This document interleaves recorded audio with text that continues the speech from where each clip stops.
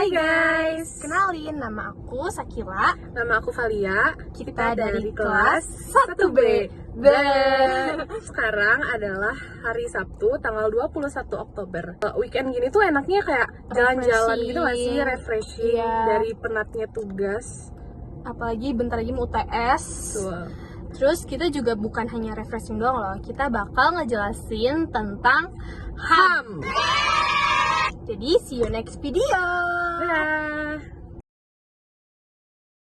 Nah, jadi Kiel, sambil kita nunggu makanannya, aku mau ngasih sedikit nih penjelasan lengkapnya tentang HAM itu apa sih. Jadi, HAM itu termasuk hak untuk hidup dan kebebasan dari perbudakan dan penyiksaan, kebebasan berpendapat dan berekspresi, hak untuk bekerja dan pendidikan juga. Jadi makanannya itu udah datang. Kita makan dulu, tapi sudah makan kita bakal ngejelasin tentang faktornya sama contohnya serta manfaat dari si HAM ini. Oke guys, sambil kita makan, aku mau jelasin nih faktor HAM itu tuh apa aja. Jadi faktor HAM itu kebagi dua. Itu ada faktor eksternal dan internal. Nah, jadi faktor eksternalnya itu yang pertama ada penyalahgunaan kekuasaan. Terus yang kedua itu ada ketidaktegasan aparat penegak hukum. Yang ketiga adalah penyalahgunaan teknologi. Sama yang keempat, yang terakhir adalah kesenjangan sosial dan ekonomi yang tinggi. Terus ada faktor internalnya. Faktor internalnya itu adalah sikap egois atau terlalu mementingkan diri sendiri. Jadi itu tidak boleh. Nggak boleh guys, karena kita tuh hidup harus bersosialisasi. Jadi kayak kalau kita sendiri tuh kan kita nggak bakal mampu untuk mengerjakan semuanya ya. Jadi kayak kita harus bersosialisasi gitu. Jadi jangan introvert banget. Terus yang kedua ada rendahnya kesadaran HAM. Sama yang terakhir ada sikap tidak toleran.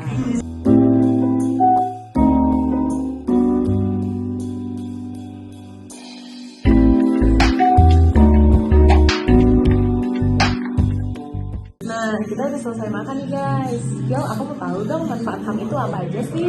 Jadi gini Val, manfaat HAM itu kita bisa melindungi hak manusia untuk hidup dengan harga diri, serta juga kita tuh hak atas kebebasan. Jadi kita tuh berhak bebas Val. Jadi kita nggak bisa hidup dikekang. Jadi kita tuh harus bebas karena intinya manusia itu punya hak. Cara kita untuk mencapai si HAM itu, kita tuh harus dapat berpartisipasi dalam masyarakat, menerima pendidikan, bekerja, serta mempraktikkan ajaran agamanya, berbicara dalam bahasanya, dan hidup dengan damai. Jadi, HAM itu memiliki beberapa ciri-ciri, ada 4. Kita bagi ya, aku 2, kamu 2. Boleh.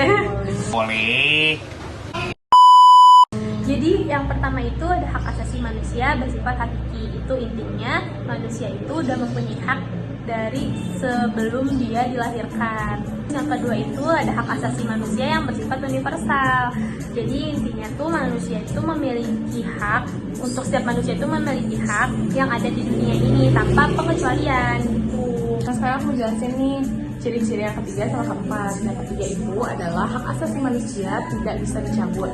Bener nih yang awal tadi bilang hak asasi itu udah dapat dari sebelum kita lahir. Jadi itu nggak bisa dicabut oleh siapapun. Yang keempat itu ada hak asasi manusia bersifat tidak dapat dibagi. Jadi manusia itu dapat mendapatkan haknya secara sama, termasuk hak sipil dan politik. Nih Val, kan kita udah nyebutin semuanya nih ya, tentang artinya, fungsinya, terus tujuannya, serta ciri-cirinya. Kita yang terakhir bakal ngasih tunjuk juga ke kalian contoh HAM. Tapi itu nggak boleh diikutin ya, jangan ditiru. Video bullying yang sempat viral merupakan salah satu kasus pelanggaran hak asasi manusia, karena ini merupakan perbuatan mengambil hak seseorang untuk hidup dengan rasa aman. Nah, itu dia tadi penjelasan kita tentang HAM. Kita udah menjelaskan dari mulai penjelasannya, cirinya, faktornya, contohnya, semuanya. Semoga penjelasan dari kita tuh bisa bermanfaat bagi kalian dan kalian juga bisa menerapkan di kehidupan sehari-hari kalian. Jadi hanya segitu saja video hari ini, video aku dan Valia. Terima kasih udah mengikutinya dan bye-bye. Bye.